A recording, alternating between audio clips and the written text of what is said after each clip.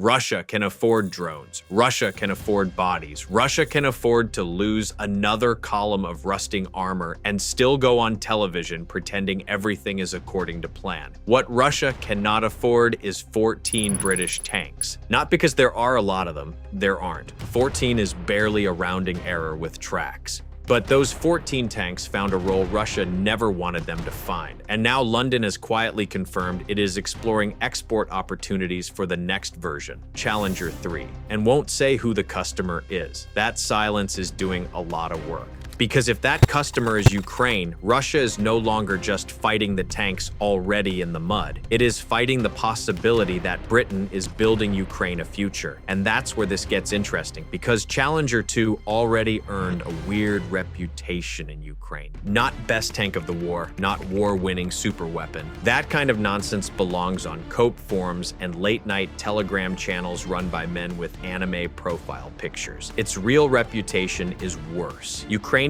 crews have described it like a sniper rifle. Not because it sneaks around in a ghillie suit with a cup of tea balanced on the turret, although being British, that would honestly track. It got that name because of how it hits. It can sit back, stay under cover, work with drone correction, and punch fortified Russian positions from distance with accuracy that turns a tank into something halfway between direct fire support and mobile artillery. That matters in a war where charging forward like it's 2003 gets you filmed from above and turned into a burning rectangle 5 minutes later. That is the first big shift in this whole story. The Challenger was built for one world and arrived in another. The world it was built for was classic armored warfare. Big formations, heavy breakthrough, a lot of steel moving with infantry behind it. A battlefield where a tank's job was to survive punishment, kill enemy armor, and keep rolling. Ukraine did not get that battlefield. Ukraine got drone hell.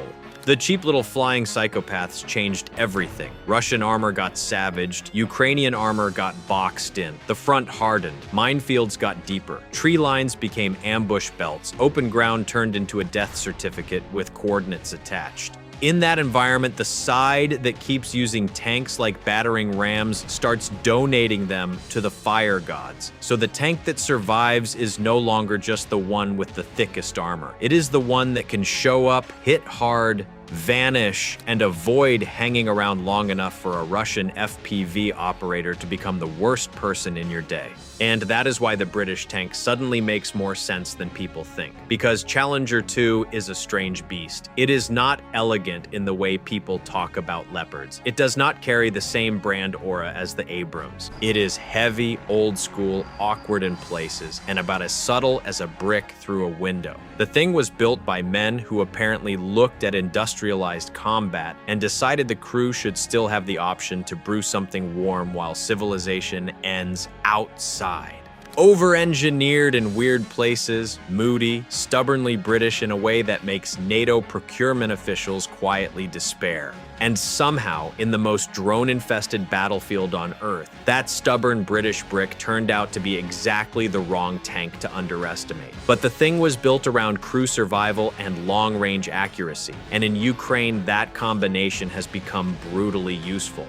A Ukrainian crew can keep the vehicle under tree cover, get coordinates from drones, put rounds onto Russian bunkers, fortified tree lines, and strong points, then back off before the enemy can answer properly. That is not glamorous tank warfare. There is no sweeping charge. There is no cinematic breakthrough music. There is just a Russian position that existed a minute ago and now looks like someone dropped the wrath of an angry accountant on it. Calmly, methodically, expensively. A handful of tanks won't fold the Russian front. That is not the argument. The argument is the political signal, the doctrinal shift, the training pipeline, the supply chain alignment, and the psychological message to Moscow that Britain is no longer just emptying the attic. That it is now at least considering whether newer armor technology belongs in Ukrainian hands. That matters a lot, because there is a difference between donating older kit and opening the door to your next generation heavy armor ecosystem. One tells Russia the West is willing to help. The other tells Russia the West is thinking long term. That is the part the Kremlin hates most.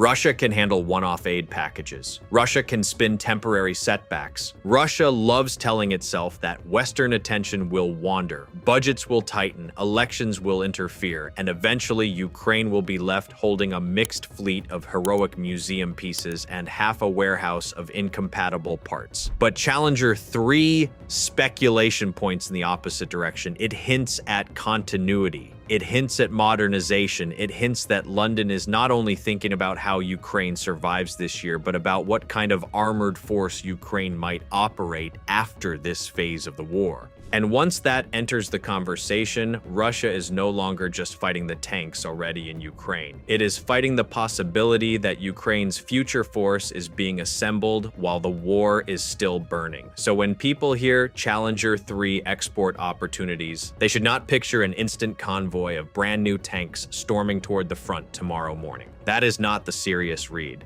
The serious read is more subtle and for Russia more disturbing. Maybe it means technology transfer. Maybe it means training, components, an upgrade path. Maybe it means laying groundwork for something bigger. The point is not what it definitely is. The point is what it could be.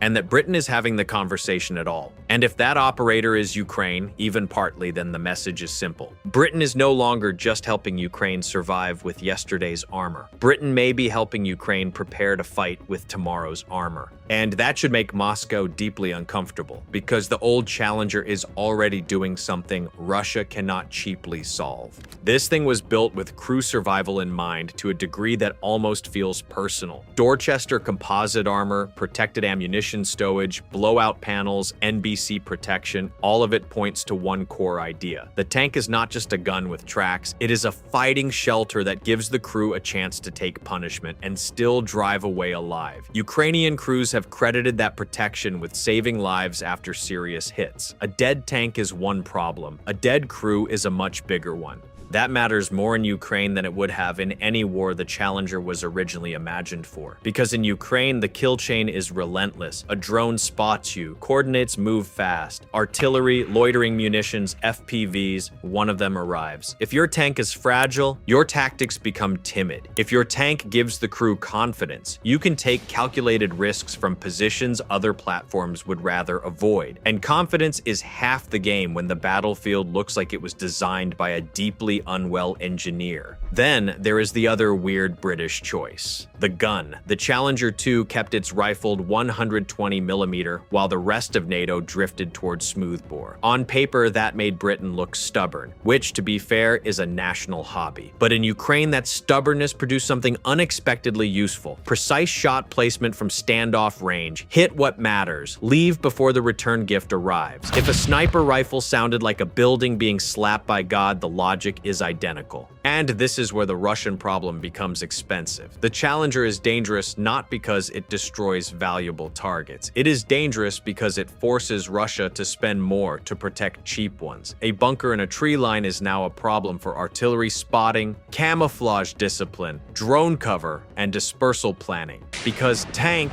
no longer means frontline assault. It means a hidden precision fire platform waiting miles back for drone correction and the right target packet. That changes the geometry. A Russian strongpoint is not just threatened from directly ahead. It is threatened by a system that can reposition, fire accurately, and exploit drone-fed targeting in a space where static defenses are being watched almost constantly. This is why the Challenger's reputation feels bigger than its fleet size should ever allow. In soft ground, it is heavy. In bad conditions, it can feel underpowered. The maintenance burden makes quartermasters age in dog years, and the rifled gun creates its own dead end. The UK is moving away from it as Challenger 3 transitions to the 120mm smoothbore. The farther the war goes, the more awkward the spares and ammunition story becomes, which is exactly why the Challenger 3 rumor is not just cliquey drama. It connects directly to the long-term viability problem. This is not only a story about a tank performing well, it is a story about a tank reaching the edge of its support future, just as a newer version starts peeking over the horizon. If Ukraine stays on Challenger 2 alone, the platform stays useful but becomes a priesthood. tiny pools of knowledge, finite parts, shrinking ammo stock, and the kind of maintenance improvisation that works right up until it really does not. If some form of Challenger 3 related package enters the frame, you stop preserving a fading capability and start building toward a future one. That is a completely different strategic conversation. Challenger 3 is built for exactly that conversation. Modern smoothbore with NATO ammunition compatibility, better digital architecture, improved survivability, and target acquisition. A system designed for a battle space where whoever sees, shares, and fires first gets to explain the result later. And Russia hates that because it destroys one of Moscow's favorite fantasies. That time automatically belongs to Russia. That the West gets tired. That Ukraine eventually ends up with a patchwork force too complicated to sustain. That every delayed program and election cycle will eventually work in the Kremlin's favor. Challenger 3 points the other way. It means Russia is not just trying to grind down what Ukraine has. It may be racing against what Ukraine is becoming.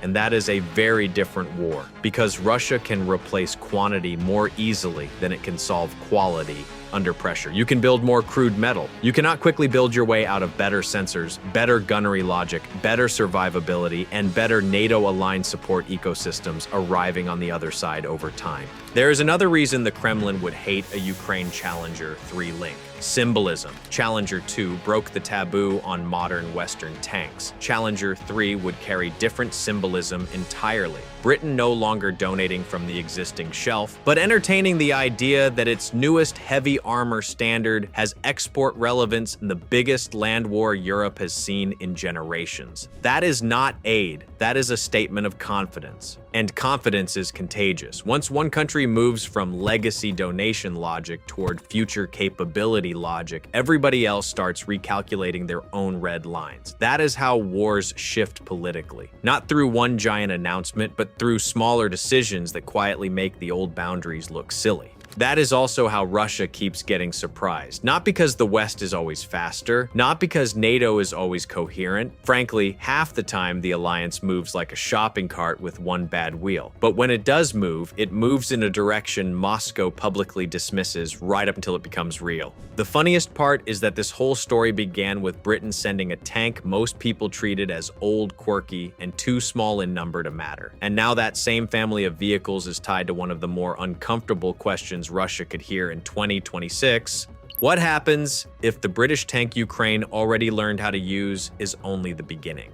Because then Moscow is not looking at a one-off novelty. It is looking at a lane, from donated Challenger 2s toward a modern heavy armor relationship with Britain that does not die with the last old rifled barrel. Not because one tank is invincible. Nothing on this battlefield is invincible. Not men, not armor, not dogma, not Russian propaganda, though that one somehow survives worse than cockroaches. And Russia is already running a war that eats effort for breakfast. That is why the Challenger story matters beyond the tank itself. It represents a style of support Ukraine desperately needs more of. Protected, precise, hard to kill, and actually useful in the drone age without pretending the drone age does not exist. That last point matters more than people realize. Some military systems arrived in Ukraine carrying old assumptions. Get close, use shock, break through, exploit, wonderful theory. Then the sky filled with drones and suddenly every open patch of ground became a crime scene waiting to happen. The Challenger adapted better than its reputation suggested because it stopped pretending to be the hero of a different war. It became a tool for this one. That is a huge compliment, by the way. A lot of weapons are praised because they look good in theory. The scary ones are the weapons that survive contact with reality. And the reality of Ukraine is brutal. If a platform cannot survive the sensor density, the drone threat, the artillery response time, and the maintenance nightmare, it gets exposed fast. But despite all that, it still carved out a battlefield role that crews trust and Russia dislikes. That is why the UK's support pipeline matters so much. Babcock's Ukraine support contracts were extended specifically to help keep British-supplied land systems, especially vehicles such as Challenger 2, operational while also training Ukrainian personnel to handle repairs and sustainment.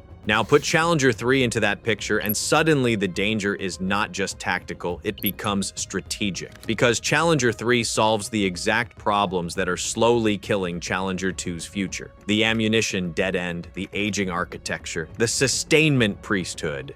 It is built for the war that is coming, not the army Britain had 20 years ago. And if that path is being explored, even partially, Ukraine is not just keeping an old British tank alive, it may be building the foundation of a future armored force, which means Russia has to think past today's line of contact. The next 2 years, the next training cycle, the next sustainment chain, the next set of Ukrainian crews graduating on systems built for the war that is still being fought. And that is the part that actually scares Moscow. Luke Pollard wouldn't name the country. He wouldn't describe what's on the table. That ambiguity is exactly why Moscow would hate the headline. Because Ukraine is the most obvious answer, and Britain is choosing not to say otherwise. Russia's war plan depends on exhaustion. Exhaust Ukraine, exhaust Europe, exhaust the news cycle, exhaust the idea that modern support can keep scaling.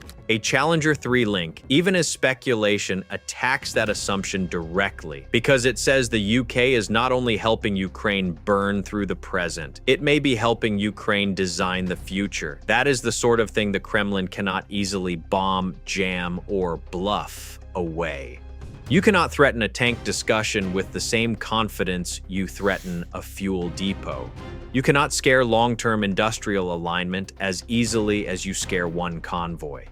You cannot lecture Britain about red lines forever when the last batch of red lines already ended up in Ukrainian service wearing British armor. And there is a deeper insult in all this for Russia. The scariest weapons in war are not always the ones that are everywhere. Sometimes they are the ones that reveal a pattern. Britain was first to break the Western tank taboo. It sent 14 tanks when sending any felt impossible. Those 14 found a role Russia never planned for and never solved. Now Britain is exploring the next version. The newest variant just completed live firing trials. The customer is unnamed, Ukraine is unconfirmed. But the direction of travel is clear, and the Kremlin understands directions of travel better than anyone because it has been watching the last 3 years of them arrive, one quietly confirmed delivery at a time, right up until they were real. The fear in Moscow is not what Britain sent, it is what Britain is deciding to send next.